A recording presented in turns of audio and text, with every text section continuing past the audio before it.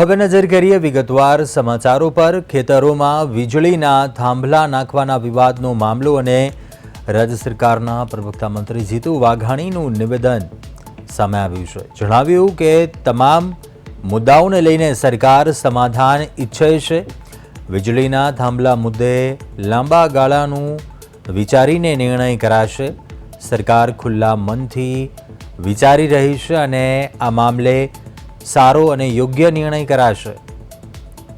વીજળીના થાંભલા અંગે મુખ્યમંત્રીએ અનેક વખત ચર્ચા કરી હોવાનું પણ જીતુ વાઘાણીએ જણાવ્યું। આ સાથે નિવેદન આપતા જણાવ્યું હતું કે તમામ લોકો સાથે વીજળીના થાંભલા મુદ્દે ચર્ચા થઈ છે, જ્યારે આંદોલનકારી ખેડૂતોની માંગણી અમારા સુધી પહોંચી છે અને ખેડૂતોના હિતમાં નિર્ણય કરવામાં આવશે।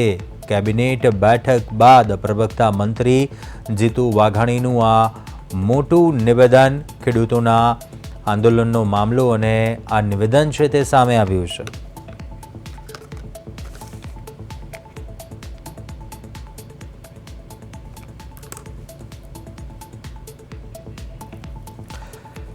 ખેડૂત આગેવાન શક્તિસિંહ ઝાલા ફોન લાઈન પર જોડાયા છે। શક્તિસિંહ, આપનું સ્વાગત છે પ્રદેશ 24 ગુજરાતીમાં। પહેલાં તો જે નિવેદન સામે આવ્યું છે, એક તરફ આંદોલન હજુ પણ સતત આગળ વધી રહ્યું છે, ખેડૂતો જોડાઈ રહ્યા છે, માંગ ઉગ્ર છે, અને બીજી તરફ પ્રવક્તા મંત્રી જીતુ વાઘાણીનું નિવેદન, ખેડૂતોના હિતમાં નિર્ણય લેવામાં આવશે। આ નિવેદનને પહેલાં તો કઈ રીતે જોઈ રહ્યા છો આપ?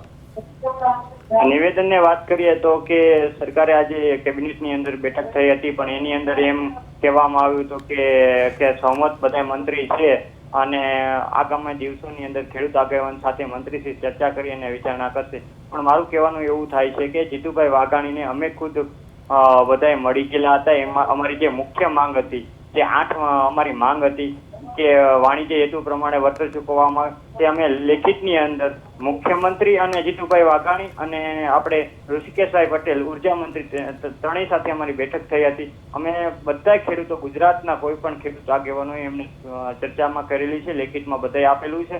પણ આ ફક્ત ને ફક્ત અમને એવું લાગે છે કે ખેડૂતોને ક્યાંક ને ક્યાંક ગુમરાહ કરવાનો માર્ગ હોય એવું અમને લાગી રહ્યું છે। આ સાથે જ વાતચીતને લઈને પણ જે કે ખેડૂતોને યોગ્ય નિર્ણય છે તે કરવામાં આવશે આવનારા દિવસોનું જોઈને પણ મુખ્યમંત્રીએ પણ અનેક વખત ચર્ચા કર્યા હોવાનું જણાવ્યું છે। તો બીજી તરફ જે ખેડૂતો આખરે વાતચીત કરવા આવવા માટે તૈયાર નથી, એવી વાતો બહાર લોકમુખે ચર્ચાઈ રહી છે। આ મામલે તથ્ય શું છે અને ખેડૂત મિત્રોની એ શું માંગણીઓ છે? આવનારા સમયમાં પણ શું રણનીતિ છે? અમારી પહેલા સૌથી પહેલા એક મુખ્યમંત્રી સાથે અમે ગાંધીનગર બેઠક માટે આવ્યા હતા અને 8 જ દિવસ થયા છે। કૃષિ મંત્રી જીતુ વાઘાણી અને ઉર્જા મંત્રી ઋષિકેશભાઈ પટેલ સાથે અમે લેખિતની અંદર લગભગ 1.5 કલાક જેટલી અમારી બેઠક આલી હતી ખેડૂતો આગેવાનો સાથે। પણ એમાં અત્યારે એમ કહે છે કે આ બેઠકની અંદર, કેબિનેટની અંદર, કે ખેડૂતો અમે તો ઓલરેડી એમને માર્ગદર્શન, અમે અમારી જે રજૂઆત હતી લેખિતની અંદર આપી છે।